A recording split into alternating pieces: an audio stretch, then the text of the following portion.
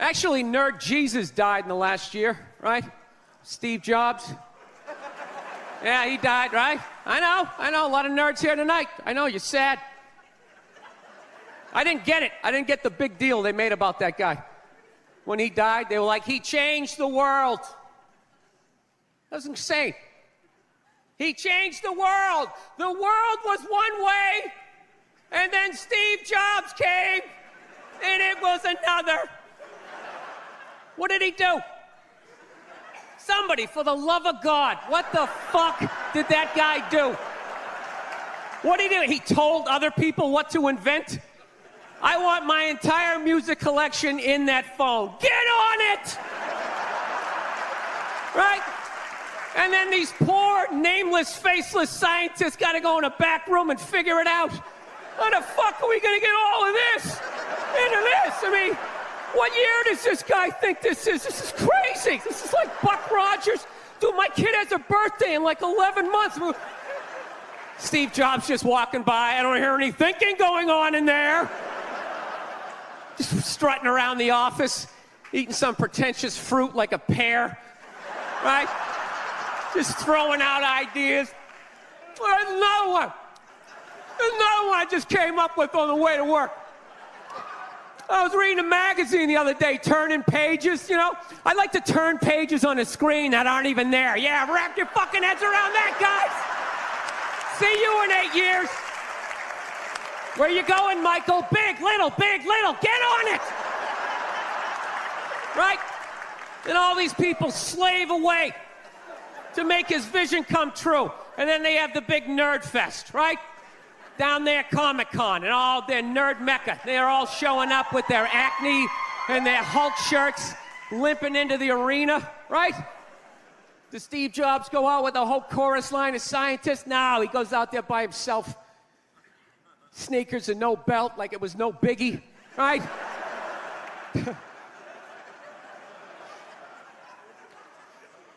like he's Tesla, tapping into the atmosphere. I know, this is always uncomfortable. I know, you bought into it, right? That whole advertising, the way they aligned themselves with some of the greatest people of all time. Jesus, Gandhi, me. Remember that? Muhammad Ali, John Lennon, this guy. How the fuck was that dude like any of them? Gandhi didn't have a sweatshop. Nah, he didn't have people leaping to their deaths only to catch a net and get ricocheted back through the window to have to put together yet another iPad. John Lennon didn't have children in his basement pressing those fucking albums. I know. New phone can't fit the old charger. This is your hero? This is the guy? This is what all the silence is about? New phone can't fit the old charger, so then you gotta throw it out, ends up in the ocean around some octopus's neck. Do you realize how much sea life is ecstatic that that man is no longer walking the earth? That's where it all ends up, you know. Doesn't go in a landfill, ends up in the ocean. You realize that? I hate people who say I don't pollute. I don't pollute. Yeah, you do. You use shit and you throw it out. Well, you think because you put it in like a basket, it just poof, disappears? Everything you ever used is somewhere. You ever think about that? Remember that flannel shirt you bought back in the day when you got into Pearl Jam?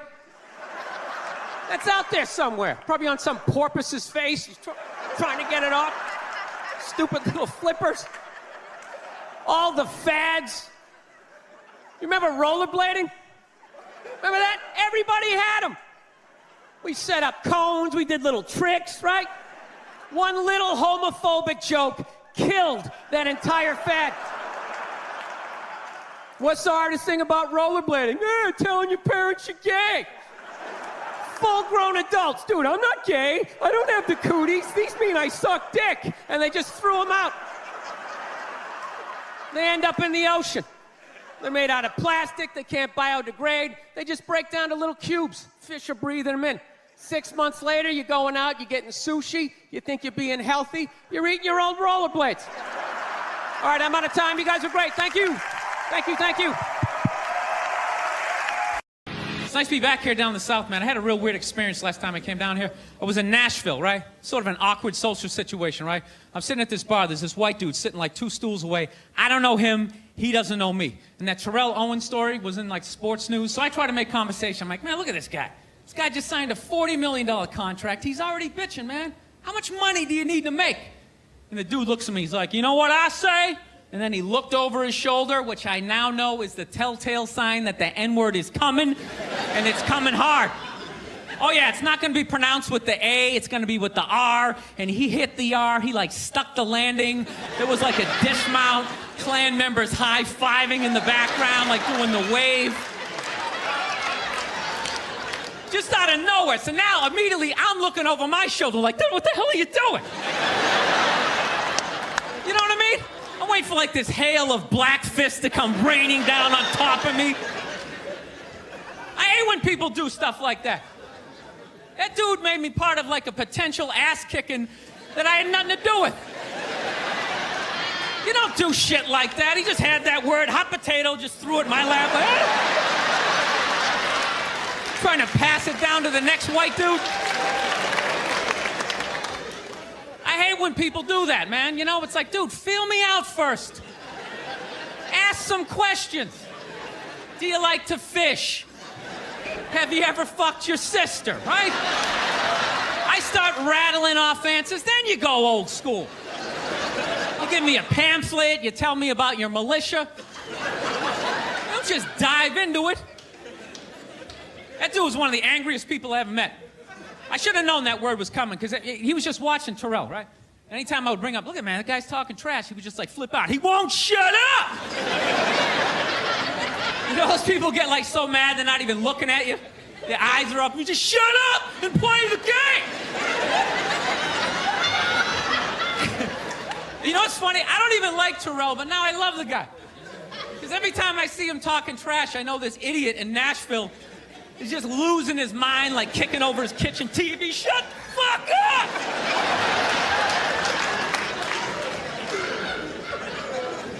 I like violence, man. I am. Not like when it happens to me or if I see it live. I like watching it on TV, you know? Watching people, you know, get attacked by animals. Just get blasted in the face or something, you know? Like, I'm a huge sports fan. You know my favorite, like, moment of, like, the last year was in sports? That Detroit Piston, Indiana Pacer bench clearing brawl. Wasn't that great? That was one of the greatest things I've ever seen. I was so confused when I watched ESPN that day. They were like, that was absolutely disgraceful. Basketball fans, they just must be... I'm sitting there looking like, I'm a basketball fan. I loved it. I thoroughly enjoyed watching out-of-shape civilians get the shit kicked out of them by professional athletes. It was fascinating. And I think as sports fans, we kind of had it coming, right? Because how many times you gone to a game, right? You got a little too drunk, you started screaming at some dude on the field who could clearly kick the shit out of you, right? If you saw him in the parking lot, you'd be like, hey, can you sign my stamp collection? I think you're awesome. You get in the game, you're all drunk, you're like, you suck, buddy! You're a piece of shit! And they're always calling him up, come on up here! No, come on up here! Well, they came up there. They did, and they kicked the shit out of everybody. It was great. It was like a cartoon. You're like beating up whole rows of people at once, like... I loved every second. I love how Ron Artest punched the wrong guy. Wasn't that great? He taught that dude a valuable lesson in life. When shit goes down, you don't just stand there like you're watching a movie like, wow, it's coming right at me. Must be in 3D or something. That was a 5'6", 110-pound white dude, had an angry 6'10" black dude running right at him. That had to have been in his top 3 nightmares all time. Right behind getting his dick cut off and being lit on fire. And he just stood there. He's like trying to explain himself. Well, I still have the liquid in my cup, so there's no way I could have... It's an idiot. Yeah. Do you know what's hilarious about sexual assault?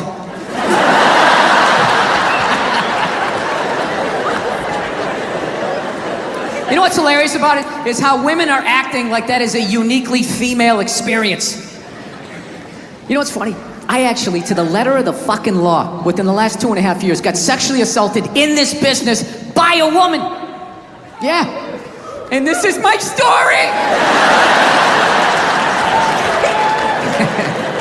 I feel like I can live my truth and be brave tonight and share this with you. It's a 100% true fucking story. I was doing stand-up. I was doing a private gig. All right? Private gigs are the fucking worst. You do a public gig, anybody can show up. It broadens what you can talk about, right? You do a private gig, it's like everybody grew up on the same fucking streets. All your jokes gotta go right down fucking Main Street or you're bombing. So all you do is listen to the first comic to hear what's working and what isn't. You just listen to him as he's up there struggling, going, okay, they like bread. Talk about bread. Get all the bread you can. Don't make fun of the troops. Stay away from the troops, right? So that's what we're doing, right?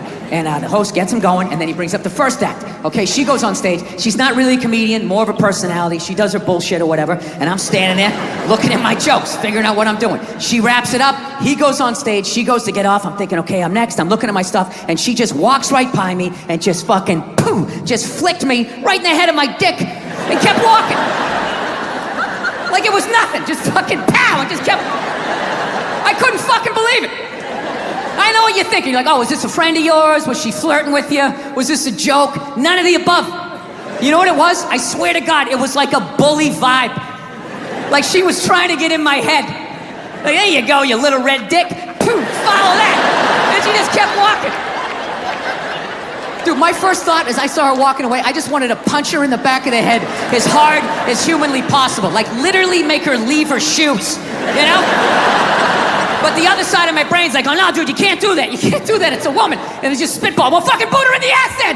Put her in the ass. Can't hit her, dude. Can't hit her, it's a woman. Well, fucking tell somebody. Tell somebody. And all I'm thinking is like, dude, I'm a guy. You can't fucking tell anybody. Nobody gives a shit what happens to a guy. I'm gonna walk up to another man and be like, excuse me, sir, but she just flicked me in my pee-pee and I didn't like that one bit. No, sir, I didn't like that at all. No, I didn't.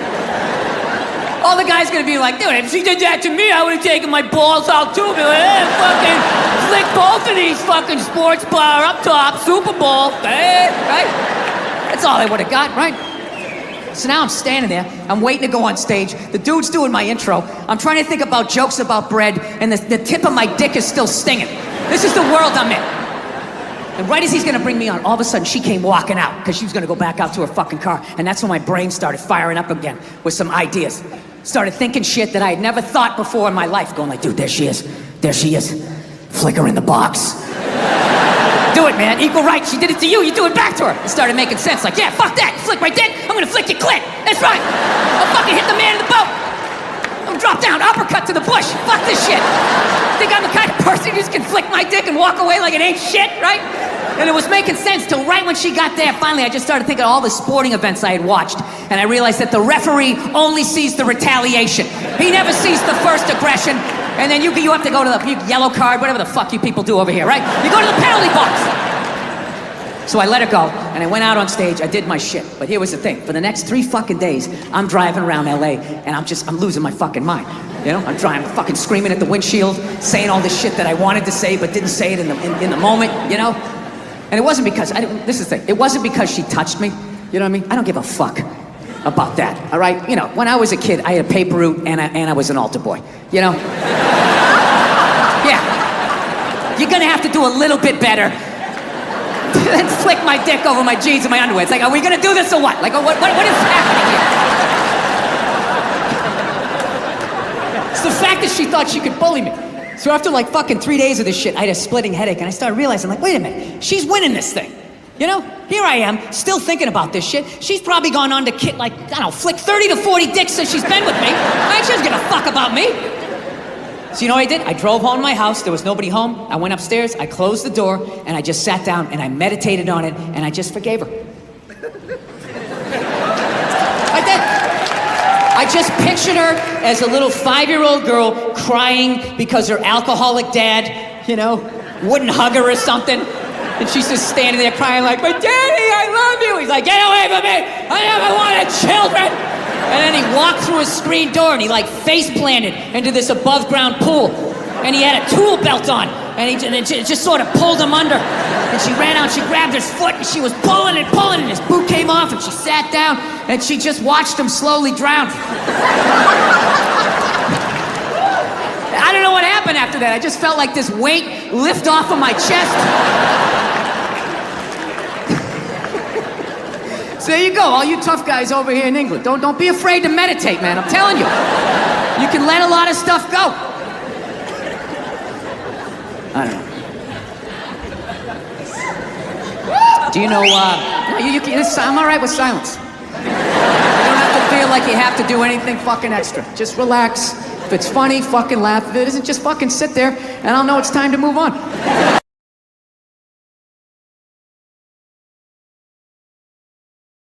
So anyways, I'm a married man with a kid. Happily married man. Yes, I am. I love my wife to death. I love everything about being fucking married, but I'll tell you this right now. We do fight a lot. We do argue all the time. If I've learned anything in 5 years of being married is we're always working on me. You know? Evidently, my wife is this completed work under museum glass that is to be admired and studied. Like, how did she do that? And I'm like one of these guys, you know those buildings that just has scaffolding around it for like 6 straight years? And you're like, are they ever gonna finish that thing? Is that some sort of insurance job? Jesus Christ, what a piece of shit. You should just tear it down and start over again. Yeah. I have a temper. So that's the thing. That's what kind of ruins things. Everything else I do is fine, but I have a fucking temper, and it just ruins shit. And then my wife always says the same thing. She's always just like, I just don't understand. Where did that come from? Where is that coming from? It's you just go from 0 to 100 in 2 seconds. It's like, first of all, I idle at 75 miles an hour, all right? So don't give me this 0 to 100. I walked into this restaurant at 75. I could hear that guy talking too loud on his cell phone from the fucking parking lot.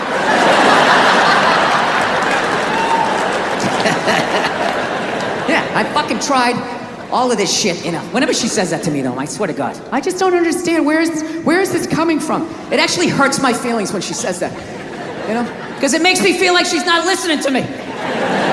It's like, honey, how many childhood stories do I have to tell you before you follow the breadcrumbs to the absolute lunatic that you married? Didn't you ever take a psychology class? I'm not that complex. Like, I'll tell you guys a quick childhood story. I'll tell you one of the funnier ones, right? One time, when I was like 6, my older brother was 8. We were in the back seat of my dad's car, and we were like laughing, and we were excited because it was around Christmas, right? And my dad just had this thing. He just didn't like joy, you know? So he's sitting there driving, he's going like, Jesus Christ, knock it off back there! Christ, you're giggling like a couple little schoolgirls! Christ, you don't straighten up, I'm gonna buy you a doll for Christmas! And then he did. I swear to God, he made us hold him up. My mother's taking pictures in front of the Christmas tree. I'm just standing there like, Afterwards, I ran upstairs to my top bunk. And my dad knew he fucked up, to his credit. He came up, he tried to smooth it over. He's like, all right, come on back down. It's over. Come on down, enjoy the holiday. And I'm like, I don't want to eat this. I fucking hate you. Right? He eventually coaxed me down, you know. He softened up a little bit. Look, you don't get your fucking ass back downstairs. No one else can open that gift. I'm moving out. I said moving out.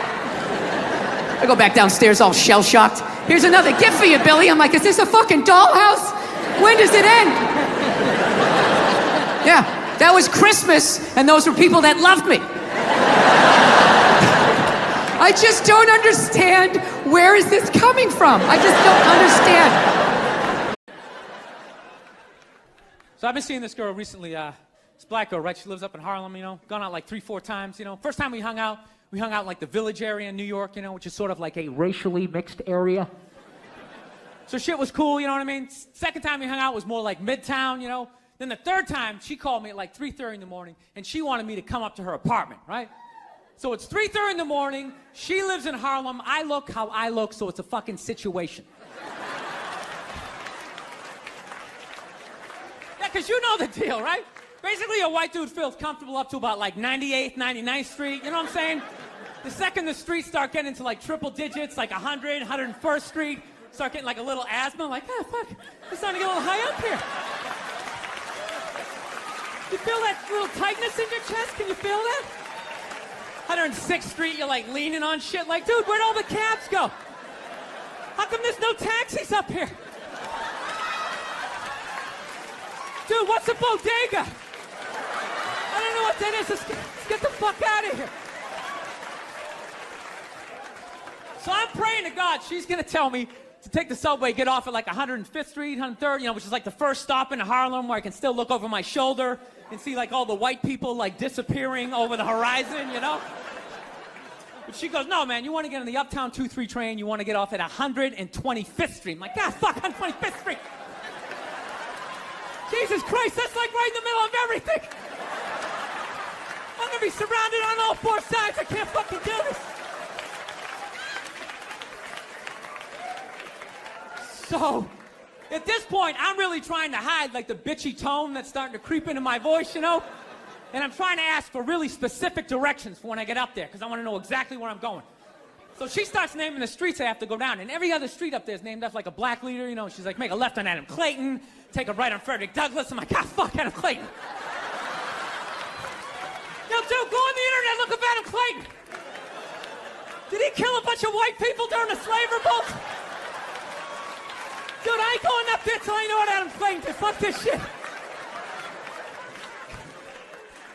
So at this point, I'm really having a battle with myself. Because I'm thinking I can't do this, right? I'm like, I can't do this, but my dick's going, no, come on, man, we can do this, all right? Just relax. Pull yourself together and get on the goddamn train, right? So as always, I listen to my dick. Oh yeah, I get on the train. By the time I get up there, it's like 5 or 4 in the morning, right? I'm staying on like Malcolm X and like Danny Glover or some shit, right? I don't even know where the hell I'm at. But I see the street I want to go up. I want to go up St. Nick. I can literally see her apartment building, but there's like 5 or 6 black dudes standing right on the corner, right where I want to walk by. So I'm like, fuck! Felt like I was on like some reality show at that point, like some sort of like white guy survivor. It was ridiculous. So I'm thinking, I gotta walk right by these guys, right? You know what's funny? I think that they were actually more surprised to see me than I was scared, And I was really, really scared, but I'm also really, really white, Like shockingly Caucasian. You know what I mean? Like if you're not ready for me, I can like surprise you. No, especially if you live up there. You've probably seen a white person for hours, possibly days. So when I show up, it's almost like magical. Like a leprechaun came out of nowhere, Felt like I should have like a little pot of gold. Like a rainbow behind me. Top of the morning to you, like it. Kind of danced my way past them. But it's been going all right, Once I get in her apartment, I'm fine, I relax, sit down, watch a hip-hop countdown. Pretend like I know the groups, you know what I mean? It's just getting there that's a fucking pain in the ass. But, I don't get mad at it, because I figure, black dudes got to go through the same shit, though, right? When you go out to the suburbs, go fuck a white girl, right? Just that same awful feeling of just leaving your people behind, just less and less of you as you're fucking driving out there. Probably start off lean and you're all fucking cool. 20 minutes in, you're driving like 10 and 2, the radio's off. Like, dude, I don't like this shit. I don't like this shit at all. There's too much grass, I don't see any rims. This is fucked up. None of the windows are tinted. I can clearly see white people in every car. This is fucked up. Listen, you guys were awesome. Thank you so much for coming out. God bless you. Thank you very much. All right, okay. Thank you. Jesus Christ. Give out some free tickets. Everybody shows up, huh? He's like, this guy fucking rocks, man. Free tickets. I like this guy. All right. Well, it's good to be here, man. It's nice to be back town here in New York. I didn't do shit today. I didn't. I'm a loser, man. Just sat around watching TV and all that type of stuff. And I'm gonna tell you something, man. You know what? I'm sick of pedophiles. I am. Sex offenders. Dude, they're on every channel. Everybody is doing something on sex offenders. It's like, dude, I got it. There's people out there touching kids, But it's not everybody. It's a very small portion of the population. So, take it down a few, because you're making it fucking awkward out there. Dude, you can't say hi to kids anymore. I love kids. I like making faces at them on the airplane, making them laugh. Now parents are like, is that a sex offender? They start huddling their kids in. making me feel like a freak, you know? I'm terrified of kids now. Remember back in the day when a kid would come walking up to you, you could pat him on the head. Hey there, Rusty, how you doing, right? Now a kid comes walking up and like, dude, get that thing the fuck away from me. Get it away from me. I'm serious, dude, get it away from me. Hands are up high, not aroused, just terrified. Please, for the love of God, I'm serious. Get that thing away from me, all right? Don't need the FBI or have to catch a predator guy to come walking out. Like, what are you doing here? What are you doing here? No, sit down. That show To Catch a Predator, man, that is horrible PR for white people, huh? Jesus Christ. Can they move that show to an urban area every once in a while? Just catch a couple of R. Kelly's peeing on some kids, you know? Just balance it out a little bit. It's like, does every dude walking in that house got to look like me? Like, hey, I'm here, a fucking 8-year-old, how are you? No, but it's unbelievable. Everybody is talking about pedophiles and all that type of stuff. I don't know. Maybe there's more of them nowadays. Is it like easier now? Because of the internet, you know? You know, because back in the day, you had to work for it, right? You know, you had to get an ice cream truck, you had to buy some Fudgy Toast, you had to figure out when the kids got out of school, you pick a straggler, you know? Now you just go on the internet, you just Google www.8-year-old whose parents have fallen asleep, you know, you're in there. No, it's unreal. When's the last time you saw a kid riding a bicycle down the street? You're never going to see that shit again. You never see him playing outside. Parents just have them inside now, man. They just feed them and feed them, you know? Just making them fatter and fatter. I'm trying to make them unfuckable. That's what it is. That's why you see all these 4 to 50-pound 8-year-olds just come waddling out of the house. You can't get that kid in the car. I'm serious. Pedophiles in general are very skinny people. They got to start chalking up their forearms. They're fucking blowing out their back.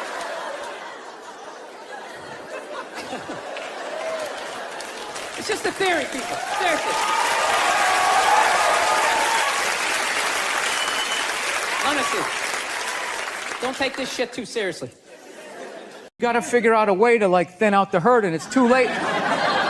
No, these are the hard decisions that are going to have to be made. We're here to hear about some hard choices. Yeah. So, you know how I would do it? What? I would randomly sink cruise ships. I love all the USC female fighters. That's why I want my daughter to know all of that stuff. That'd be cool, huh? When she meets a creep like you, she could choke you out. You know, like when feminists go like, oh, and they have like their missiles, these shape things and blah blah blah, and I'm always thinking like, well, there is physics and aerodynamics and all that involved. Like if you have it shaped like a twat, I don't think it's gonna make it to another country unless you frisbee it, right? And even then, that gap's gonna fucking be a lot of drag. While people are talking about eating fake pussy, That was before. I don't want to be responsible for that shit. I didn't. But if the kid was in the fucking building, before. Will you shut up? Jesus fucking Christ.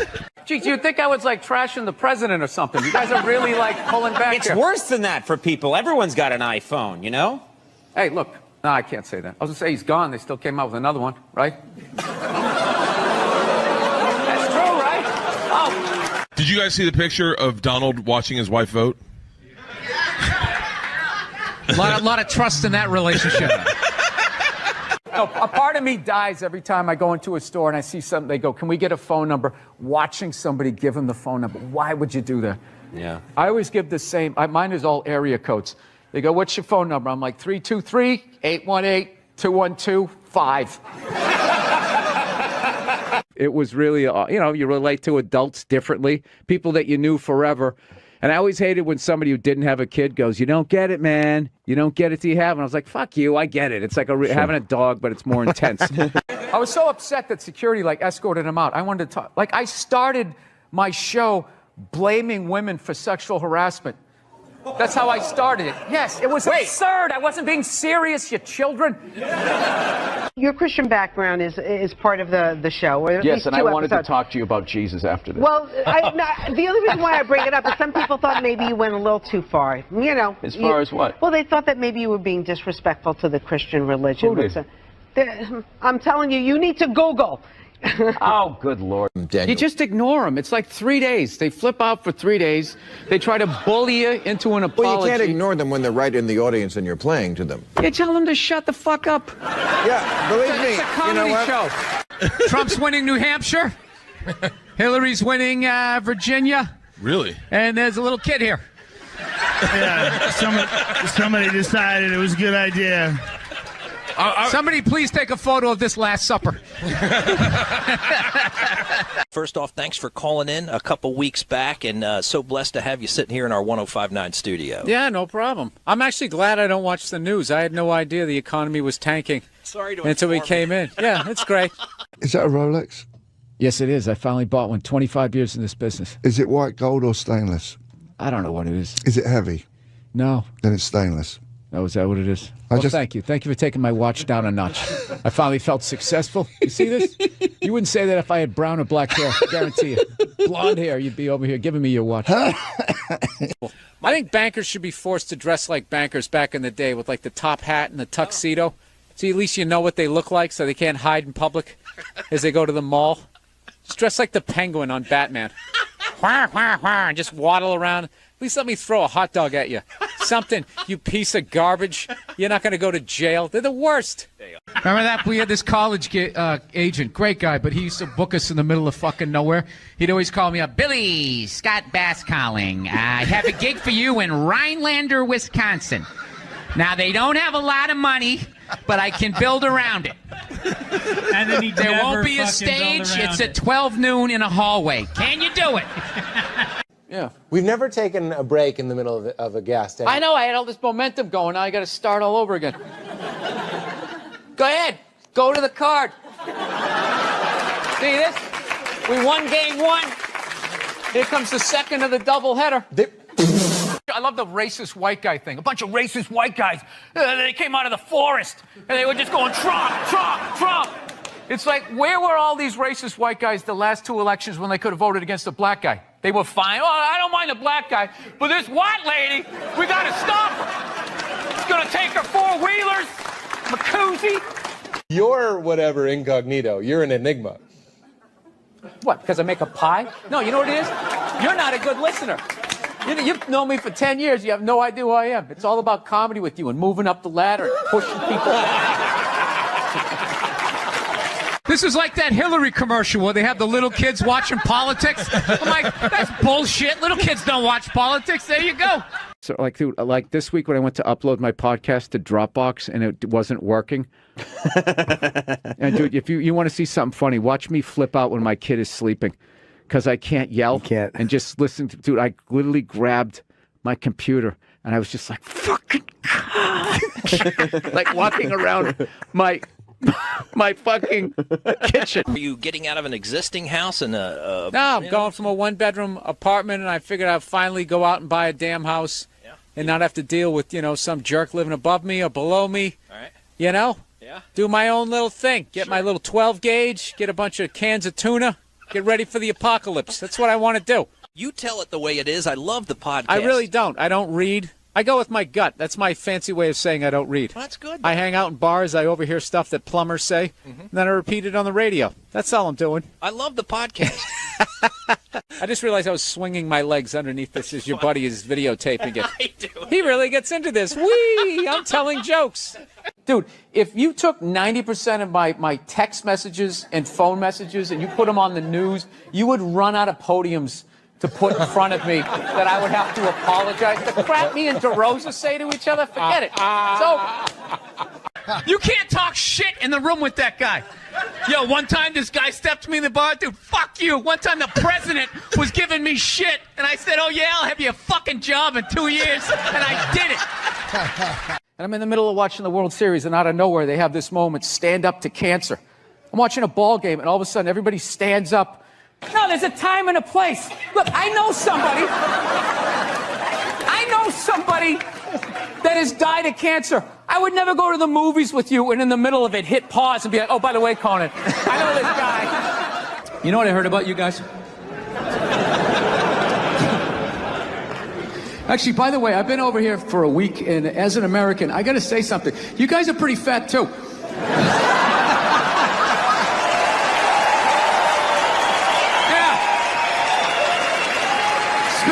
Specifically the men. I don't know what's going on with the men, but I don't give a fuck how fat you get. You're gonna pour yourself into your skinny jeans. They still got them. It's like you're squeezing all the fat to the top like toothpaste. Roy, I'm still wearing me same jeans from primary school.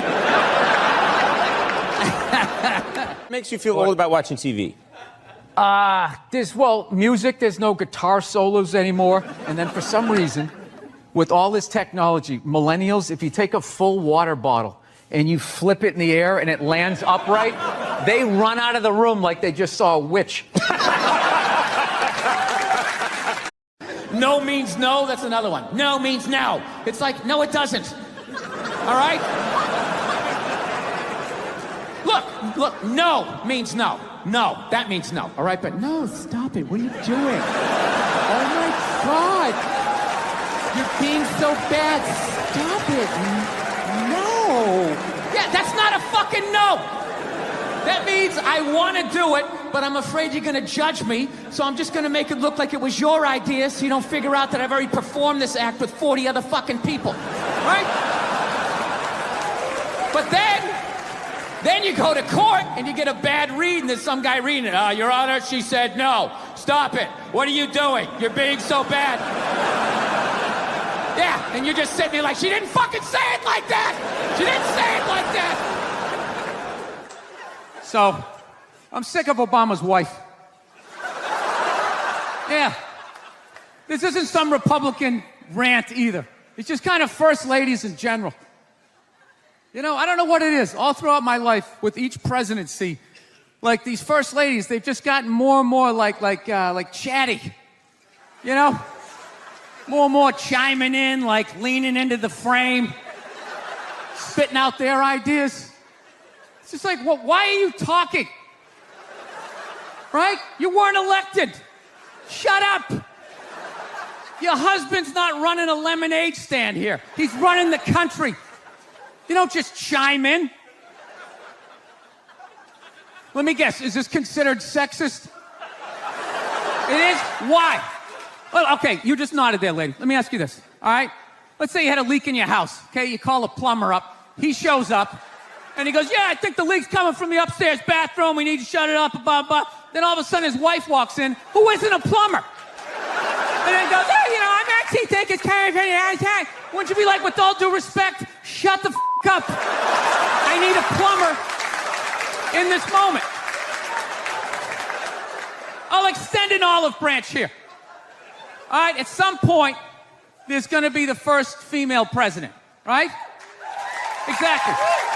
Which means at that moment, you're going to have the first male first lady, right? And when that happens, that dude needs to shut his trap. I don't want to hear a word out of him. I want to hear from the president. You, sir, go do some first lady stuff, all right? Go get yourself some gloves that go up to your elbows. Smile and nod during speeches. Go put your own flair redecorating the White House, right? Which leads you to Michelle Obama, right? And now she's sitting there holding up those hashtags. Remember that hashtag, bring back our girls? Remember that? It's like, it blew my mind. It's like, why are you showing me that? I'm a stand-up comedian. Like, what am I going to do to get those girls back? Why don't you look across the dinner table? It's like, you see that guy? That is the leader of the free world. Tell him to pick up a phone, call some Navy SEALs and solve it. What am I going to do? Show up with a sharpened mic stand? Hey, Michelle said to bring him back. So let's talk white women here, shall we? Let's talk white women. White women, you're amazing. Amazing, your accomplishments over the last few years. I got to tell you, the way white women somehow hijacked the woke movement, generals around the world should be analyzing this. Just to refresh your memory, the woke movement was supposed to be about people of color not getting opportunities, the at-bats that they deserved, finally making that happen. And it was about that for about 8 seconds. And then somehow, white women swung their Gucci-booted feet over the fence of oppression and stuck themselves at the front of the line. I don't know how they did it. I've never heard so much complaining in my life from white women. My life is so hard. with my SUV and my heated seats. You have no idea what it's like to be me. Trash and white guys, the nerve. Where's the camera? The nerve of you white women. Listen, I don't want to speak ill of my bitches here, okay? I don't, but let's go back in history here, okay? You guys stood by us toxic white males through centuries of our crimes against humanity. You rolled around in the blood money, and occasionally, when you wanted to sneak off and hook up with a black dude, if you got caught, you said it wasn't consensual. Yeah, that's what you did. That's what you did. So why don't you shut up, sit down next to me, and take your talking to?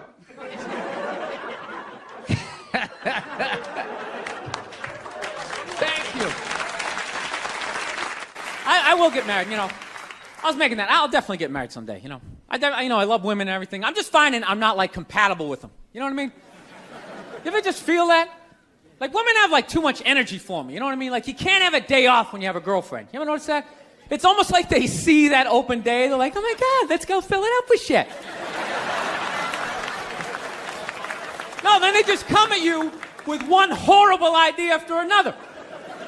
Horrible ideas. Like, you want to make some sandwiches and go to the park? You want to go to the Container Store, get some containers for your T-shirts? This is the worst one. You ever get this one? You want to go to brunch? You want to go to brunch on Sunday? And inside you're like, fucking no! But you can't say that, right? You gotta keep them happy. So what do? You agree. Like, yeah, let's go to brunch. What a great idea. Why would you want to sleep in on a Sunday when you can go pay $18 for eggs? Now you're thinking. Now you're thinking. Then we can sit around and listen to your friends have moronic conversations about the eggs. Like, is that pesto? Is that pesto in your omelet? Oh, it's asparagus. It's asparagus. I thought it was pesto. Oh, you just want to flip the whole fucking table over? It's horrendous. I'm trying to learn to pick my battles when I date girls. I usually argue with women all the time, man. I'm stupid like that. You know? Like, I dated this girl one time. She was, like, really into, like, women's issues. So we used to always have these dumbass arguments. Like, one time she came up to me and she goes, okay, explain this to me, Bill. Why does a guy make more an hour to do the exact same job, huh?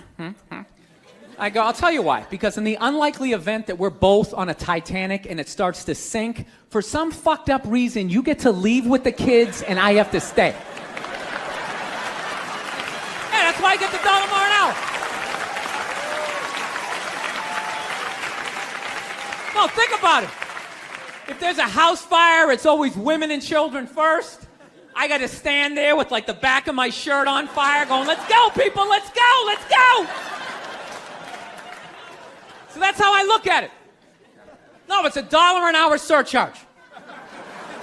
That if something fucked up happens, either I can't leave or I got to, like, get in the way of it to give you a head start, like, rabid dog, run, honey, 1 Mississippi, 2 Mississippi.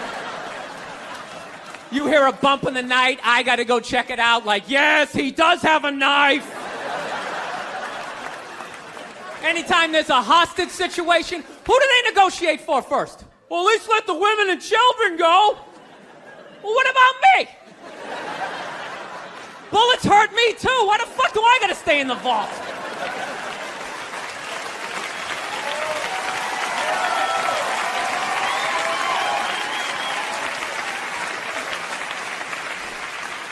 No, that's my point, man. Where are all the feminists in those situations? You know what I mean? You can't find them. There are no feminists in a house fire. That's a guarantee. You could take the most hardcore feminist, some chick right in your face, like, you chauvinistic son of a bitch, little short, little haircut, the whole 9 yards, right?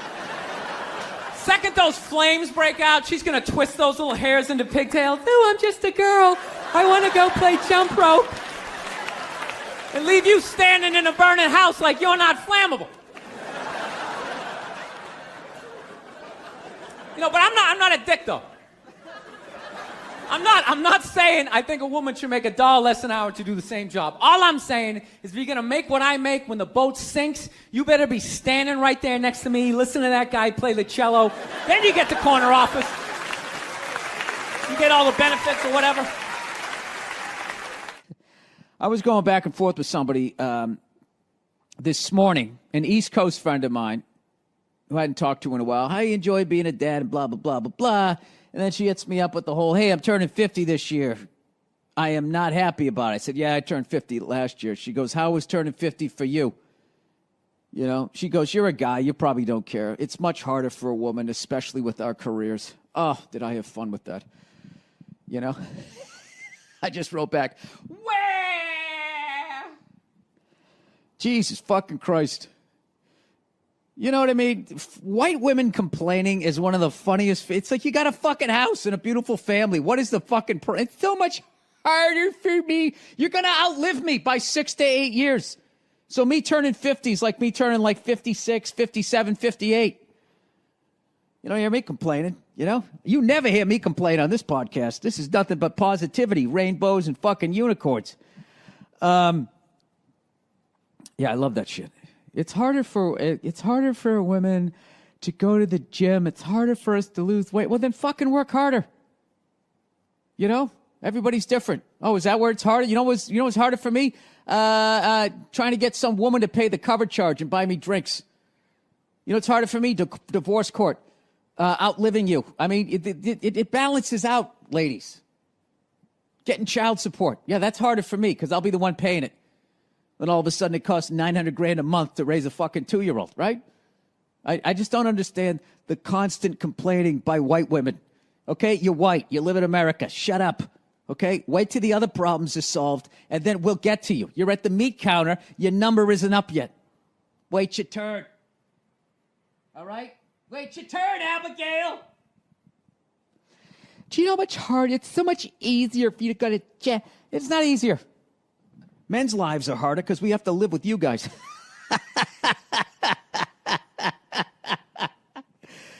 Oh, man. I want to become friends with a lesbian couple, and I want to, like, be friends with, like, the chick in the relationship that's got to handle more of the dude shit.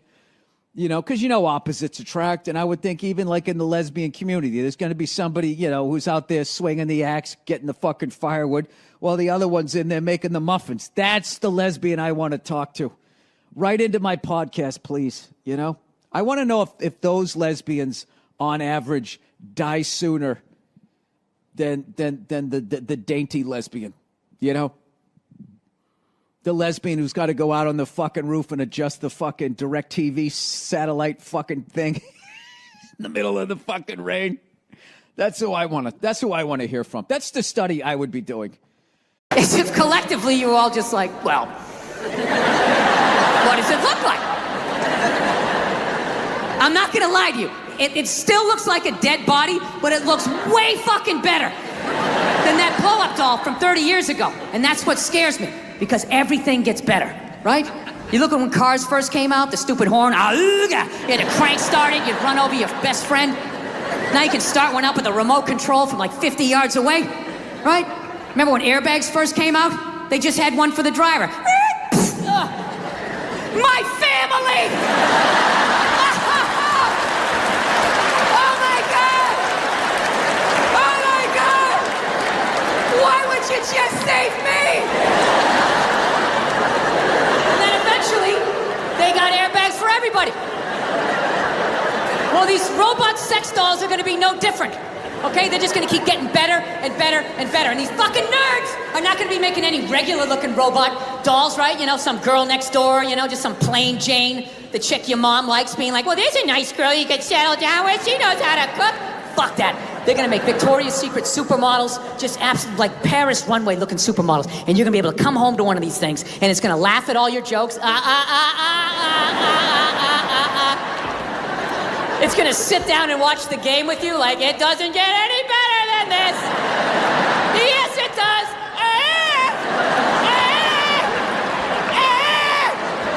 Then it's going to get up and make you a fucking, I don't know, bunt cake or a meat pie, whatever the fuck you people eat, right? There's not going to be a human woman in here that's going to be able to compete with that. belonging in 90 minutes, even on your birthday. By the third trip to the fridge, she's gonna be like, yeah, fucking get it yourself. What am I, your slave? Go fuck yourself. And after you've been with one of these robots, like sex dolls, you're not gonna be able to go back to a real woman. Right, with all her hopes and dreams and her needs. You're gonna be coming home, she's like, what is going on with you? We're not connecting, we need a date night. All you'll be thinking is like, how do I shut this fucking thing off? What is it, on nagging mode? Why isn't it blowing me right now? I clearly entered the room. I entered the room, it's supposed to drop to its knees and blow me. I don't understand. Yeah, like your ego is gonna be at like a dictator level. Like, me and my man pets have arrived. Service me. Say that I am your lord. Yeah, that's it. That's it. You're not gonna be able to go back to a real woman. And then nobody's gonna be fucking women, so they're gonna get lonely, so they're gonna have to create a doll for you guys, right? A giant fucking, I don't know what you guys are into. I don't pretend to know, like some giant Brad Pitt looking fucking robot doll, fucking 8-pack abs, a robot dick down to the floor, you know? Holds both your hands when you tell a story, right? Well, whatever you're into. Opens a bottle of wine at 12 noon. It's got to be 5 o'clock somewhere.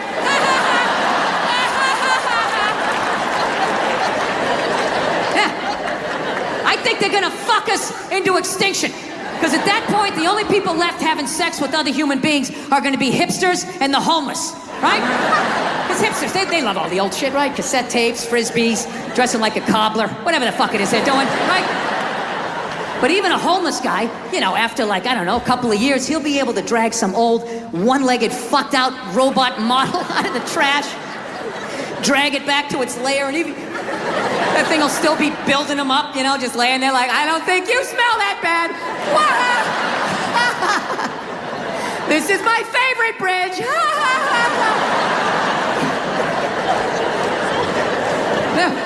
And we're all gonna fucking die off. And what's gonna be left to fight these robots off is gonna be an entire generation of hipster spawn. Yeah, and they're gonna go to war ironically. Yeah, dressed like, I don't know, fucking growing Civil War beards, dressing like Star Wars action figures, and they're gonna get fucking slaughtered. And right when they get down to the last 30, there's gonna be some liberal robot going like, we should save a few for posterity, right? And they're just gonna stick them in a zoo. It'd be this little hodgepodge of what was left. You know, black, white, Latin, Asian, gay, straight, trans, whatever the fuck, right? And they're still gonna be arguing with each other. The robots will just be standing outside going, I love it when they cross their legs.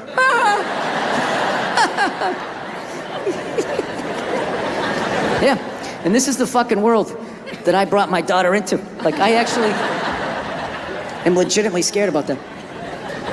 Like, I don't know. I gotta tell you though, becoming a dad though is the greatest fucking thing that ever happened to me, man. It really is. I don't have any jokes about my kid. No, it is. And you're applauding my wife. She did all the work. Yeah. Yeah, knocking a woman up, that's easy. You just have fun. You unprotected sex, bam, you knock them up, and then they have to deal with it, you know? No matter how much they try to drag you into it, it really is, it's their show. I've been battling with my girlfriend a lot lately.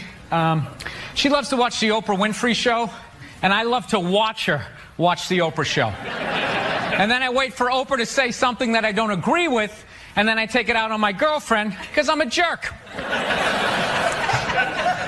So, Oprah brings out her first guest, right? She gives her this huge intro. She's written a book, she's been in a movie, and she does the most difficult job on the planet. She's a mother.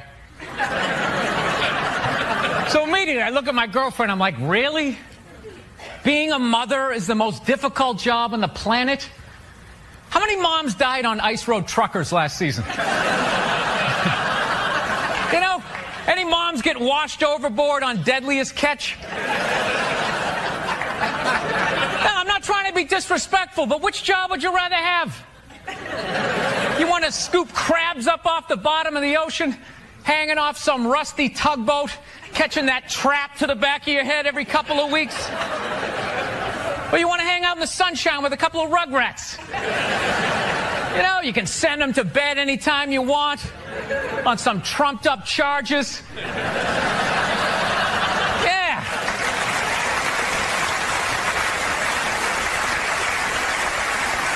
Trumped up charges, yeah, because you want to have a drink and watch The Price is Right. I don't know, maybe I'm wrong.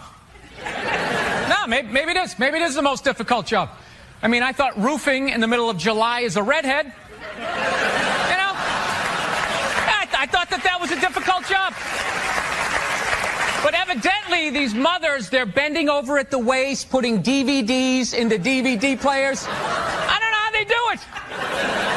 How do they do it? Oh, the way they push that stroller with the round wheels. Yeah, and the baby in there.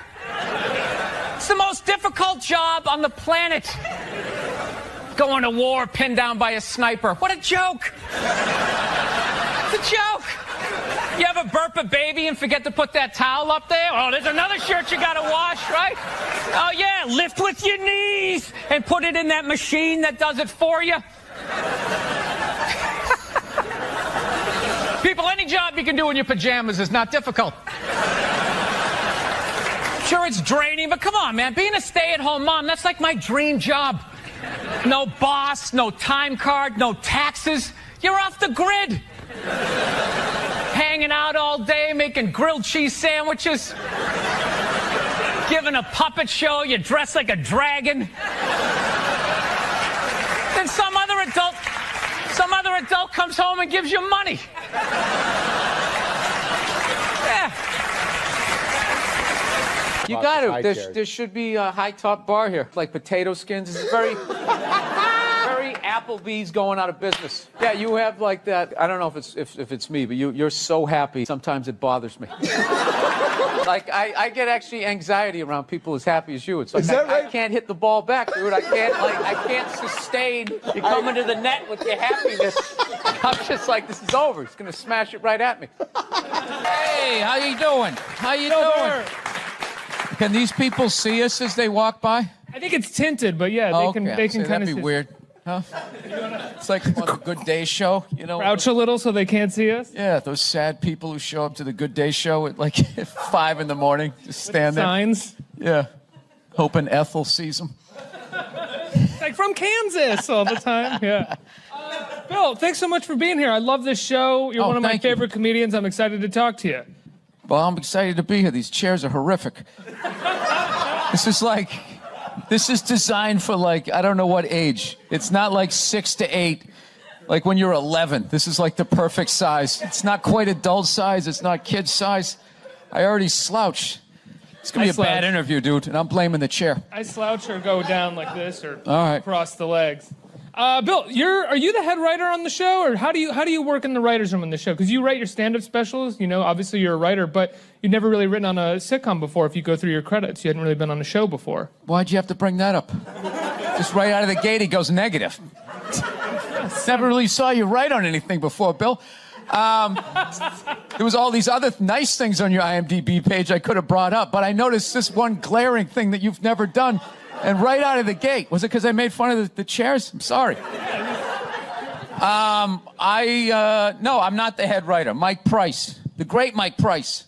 I have to say there, he beats me in the writer's room. The great Mike Price from The Simpsons. He's the head guy, and I'm one of 10 in there, pitching jokes and that type of stuff. So, yeah, that's what I do in there. Were you nervous I'll be sure to have that on my IMDb page for the next time. No, I love the show, and I was wondering if you were nervous getting in there with a group of writers, since you've been sort of the lone writer of all of your work for so long. Oh, no, by no means did I want to do this by myself. I mean, you need all of that help. Like, I had an idea to do something like this on my website, just do little 5-minute vignettes, because I used to tell family stories when I first started out doing stand-up, and everybody laughed when I was the young comic.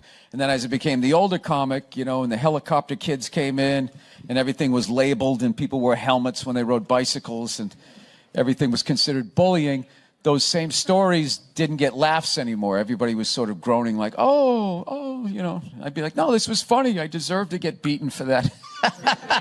So that's when I decided, well, if I animate these things, and I'm a comedian, so I never did it because I have other jobs that I can do to make money. So it wasn't until I got with Mike Price, he turned it into a show. Vince Vaughn's company, too.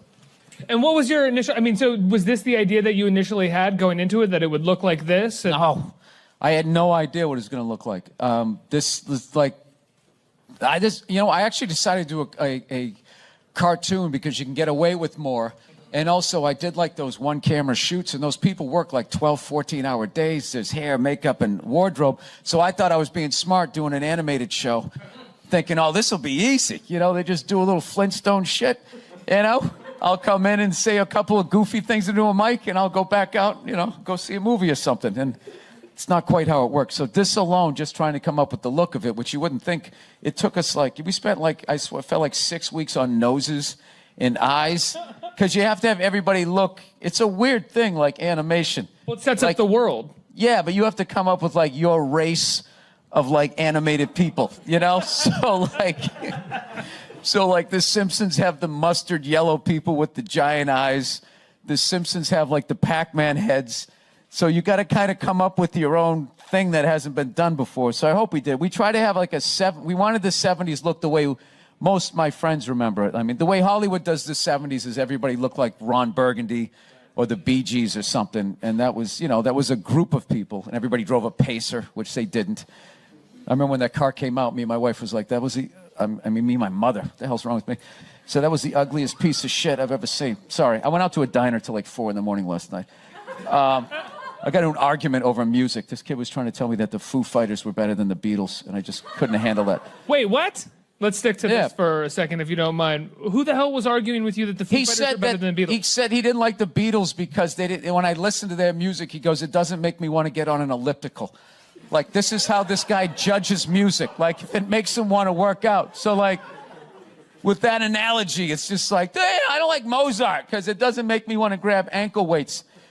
You know, I don't even, and like an idiot, I actually argued with this person. Like, they're that far down the boulevard. Like, I was going to bring them somewhere to where I was. And my eggs were getting cold, and I stayed in it. It was such a waste of time.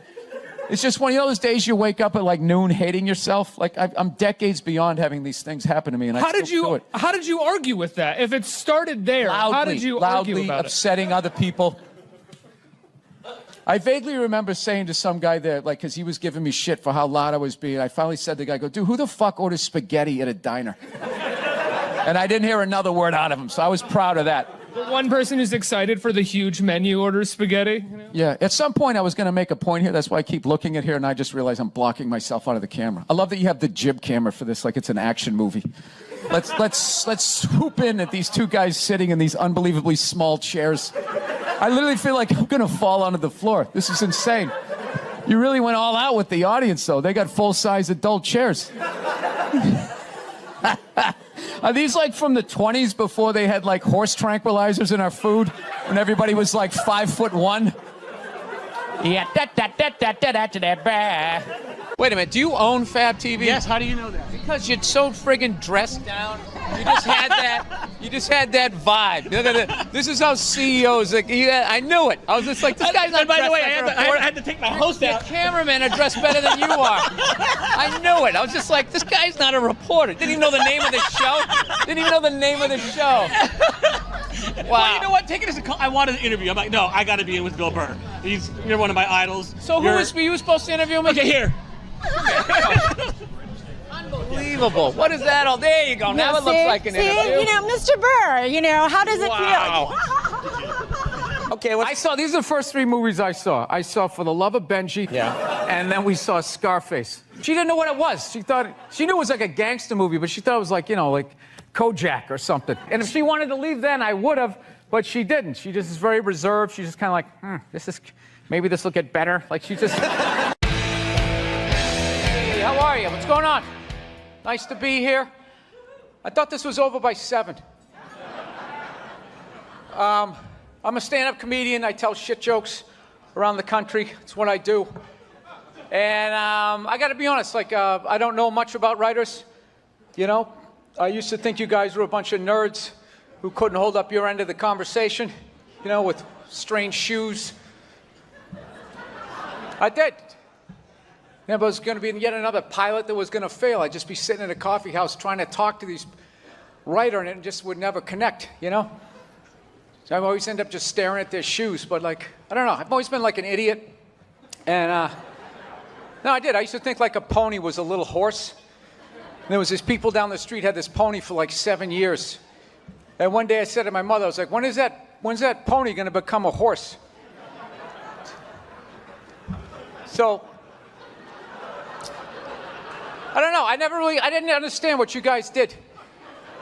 Like being in a writer's room. I never really understood, like, what a fucking hell it is. And the last 2 years of my life, I've spent it in there. And, like, I've just never contemplated suicide more times in my life, you know? Every time you get that note, like, I don't think we earned this moment.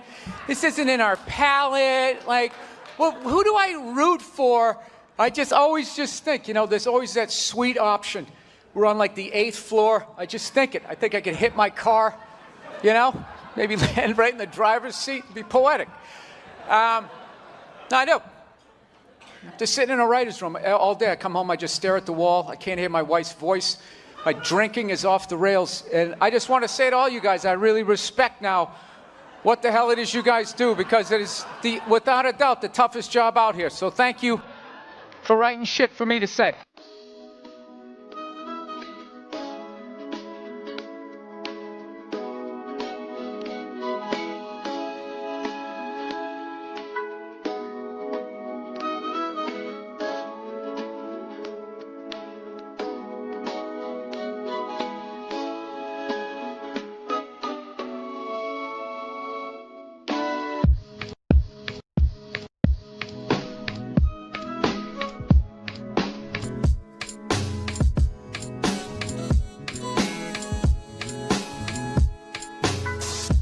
I'm sick of Obama's wife.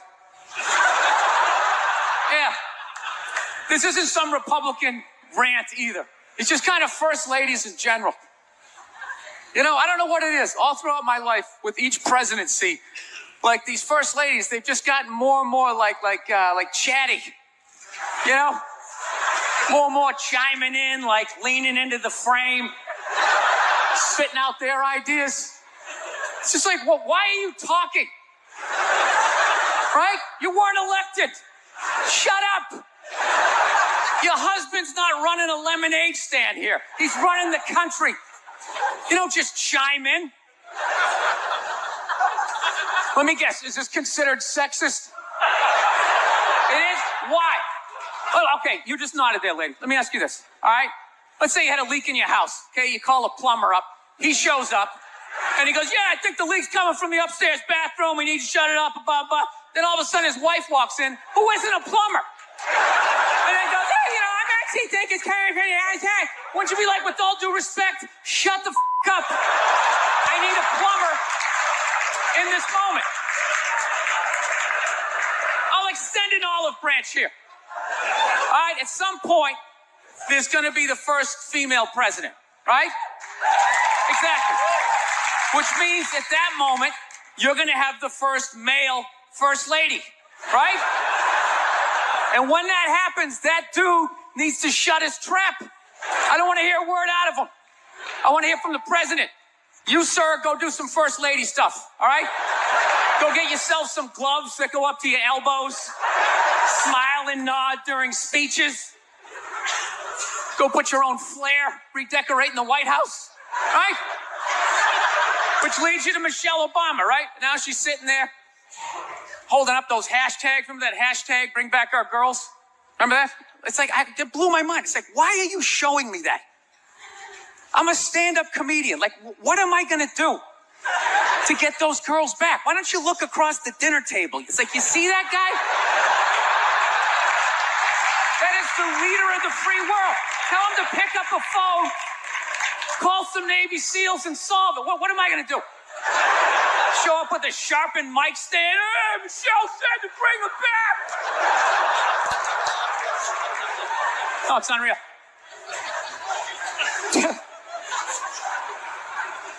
I'll tell you what kills me. Hillary Clinton might run. She might run. That blows my mind. I mean, how she became a senator.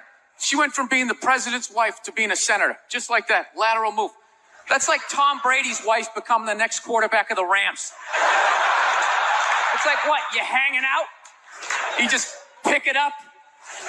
I sucked at sports, and then I banged Tom Brady, and I don't know what happened. I just picked up a ball. I started lacing it. I'm leading receivers. It was incredible.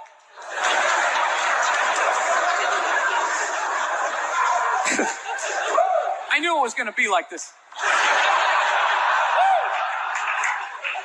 You know what's funny? There's actually people out there that think a woman being president is actually a good idea. You know? Can you believe that?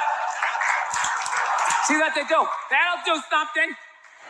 That'll change things. How? How the is that going to change anything? Do you know what the president makes a year? The president makes $400,000 a year. That's it. He's trying to keep billionaires in line, making $400,000 a year. That's all he makes. He makes less than some people blogging on the internet. The president should have you money, right? He shouldn't be sitting there with his pockets turned and saying, I need your help to get me the job, right? What do you guys all donate to the campaign? Is that what it is? So I got a dog recently. That's a big thing in my life. I went down to the pound and I got a free dog. That's how I say it. I don't say I rescued a dog. All right, it's obnoxious and it's not true. Sick of people doing that. She's a rescue. Yeah, I rescued her. Really? Did you pull her out of a burning building?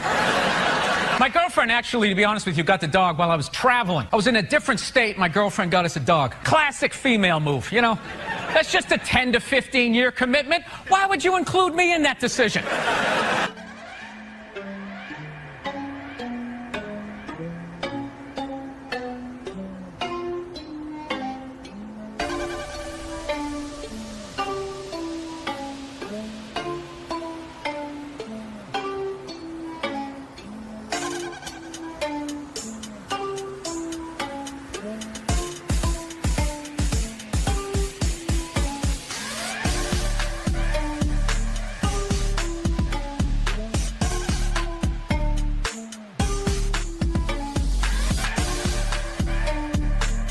Do this because I don't want to have a job.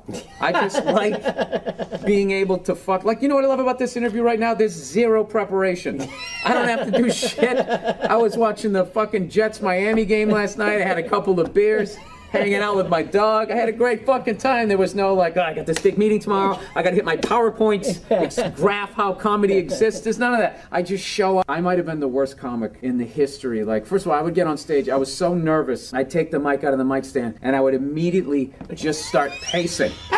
Like a panther. And it had like a nervous panther who got declawed and defanged. Yeah. And I was just walking back and forth, and my movement had nothing to do with what I was talking about. I can't even believe I got any laughs. I would just be like, yeah, so I was growing up, and my dad was crazy, and it was just like, it was like that thing, you know, the old carnival game where you try to shoot the duck.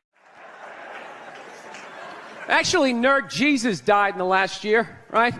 Steve Jobs. Yeah, he died, right? I know, a lot of nerds here tonight. I know, you're sad. I didn't get it. I didn't get the big deal they made about that guy. When he died, they were like, he changed the world. That's insane. He changed the world. The world was one way, and then Steve Jobs came, and it was another. What did he do? Somebody, for the love of God, what the fuck did that guy do?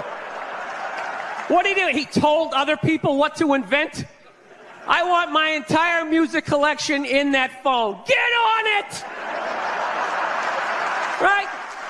And then these poor, nameless, faceless scientists got to go in a back room and figure it out. How the fuck are we going to get all of this into this? I mean, what year does this guy think this is? This is crazy. This is like Buck Rogers. Dude, my kid has a birthday in like 11 months. Steve Jobs just walking by. I don't hear any thinking going on in there. Just strutting around the office, eating some pretentious fruit like a pear. Right? Just throwing out ideas. There's another one.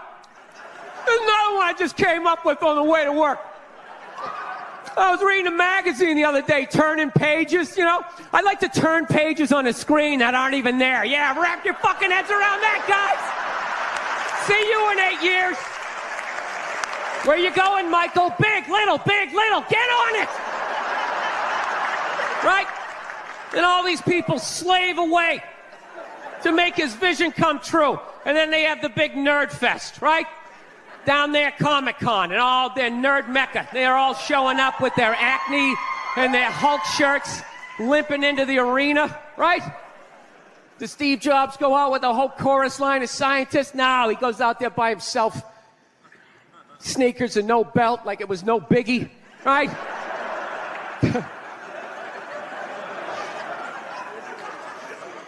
Like he's Tesla, tapping into the atmosphere. I know, this is always uncomfortable. I know, you bought into it, right?